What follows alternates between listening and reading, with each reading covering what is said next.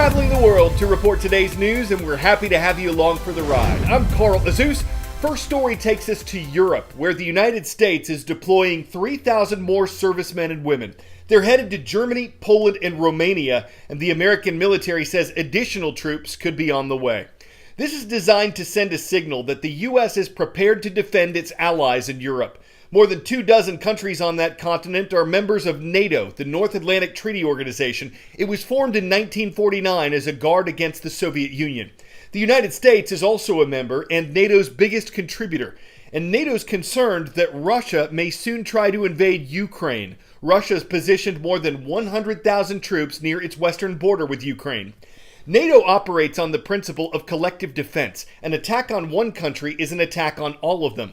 But Ukraine is not a member of NATO. Some Ukrainians want their country to be, others want closer ties to Russia.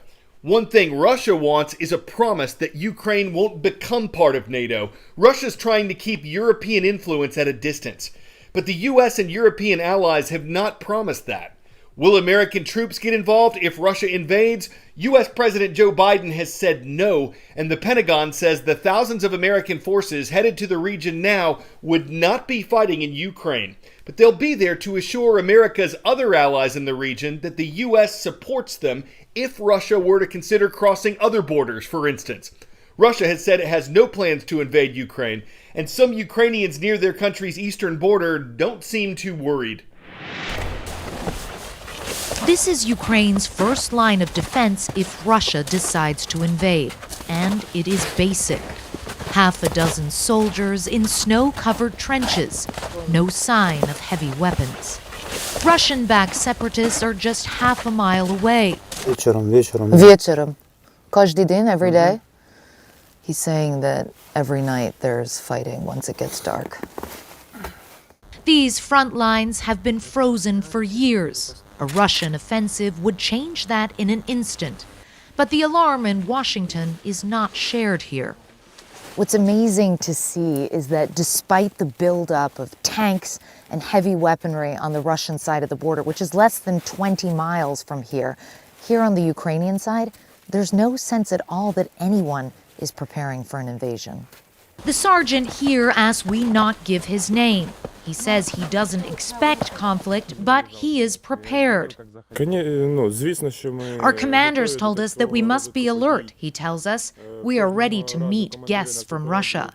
What kind of weapons do you have at this position? Do you have any heavy weaponry? I don't see any, but I just want to make sure. You don't need to see, and the enemy doesn't need to see, he says. But we have everything. What they don't have here are many layers of defense. Driving from the front, we see just a handful of checkpoints. If the Ukrainian army can't hold this area, Russian forces could reach Mariupol, a port city of 500,000, in hours. Despite the threat, life here goes on much as normal. At the local market, stalls are open and the shelves are full. I'd love to know if you think that there will be a war. No, вы думаете, что будет война? We don't want war. We have children and grandchildren, Natalia says, and there won't be war. We believe that. Some, like Erjan, say that America is exaggerating the threat.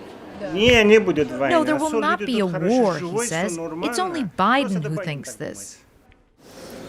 It's interesting talking to people here. Nobody seems to be remotely concerned about the prospect of an imminent invasion. These people are no strangers to war.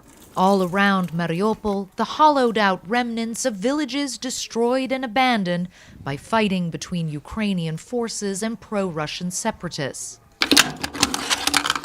But whether moved by denial or disbelief, these soldiers and the people they're protecting don't expect history to repeat itself. For now, they wait, and they watch, and they hope. The U.S. has been sending a steady stream of weapons to Ukraine, including those much coveted Javelin missiles, anti-tank missiles. But under the rules of the current ceasefire, even though it's being broken on a regular basis, neither side is allowed to bring heavy weaponry down to the front lines. So those Javelins cannot go to the front lines. And that could potentially be a big problem for Ukrainian forces in those areas if Russia launches some type of lightning offensive. Clarissa Ward, CNN, Eastern Ukraine. More Americans quit their jobs in 2021 than in any other year ever recorded. This is according to new data from the U.S. Labor Department.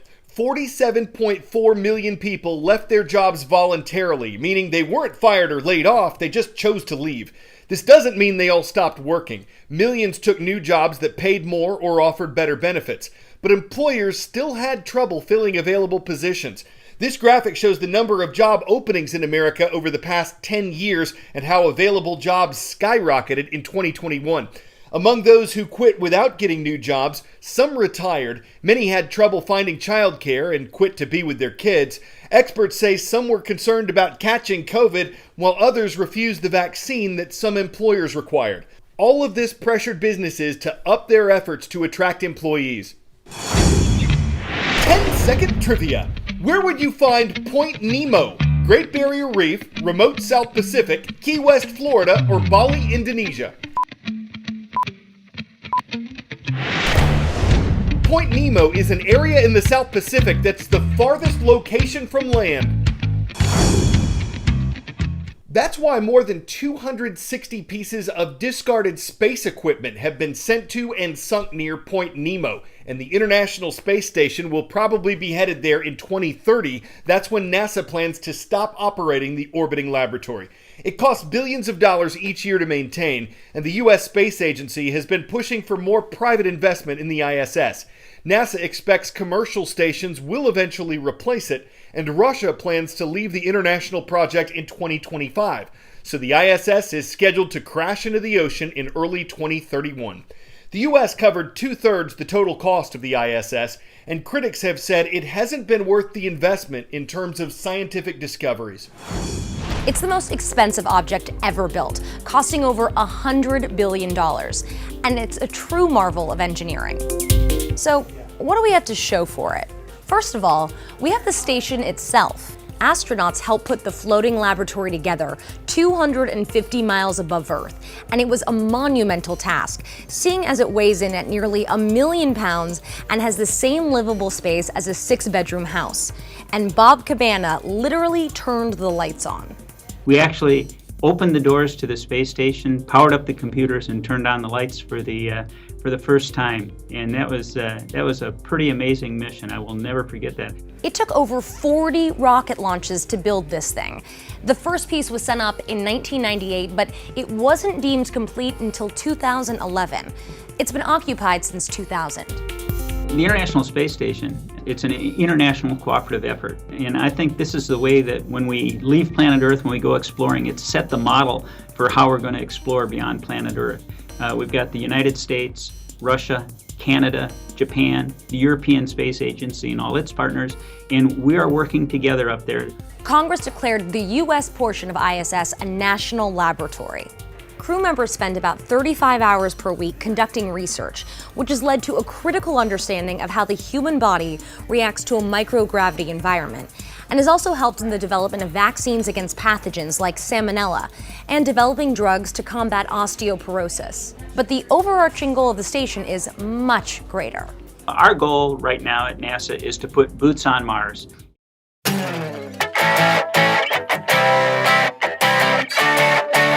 You know those cardboard cutouts of sports fans at pro games in 2020? Well, this happened recently at a town green in Connecticut.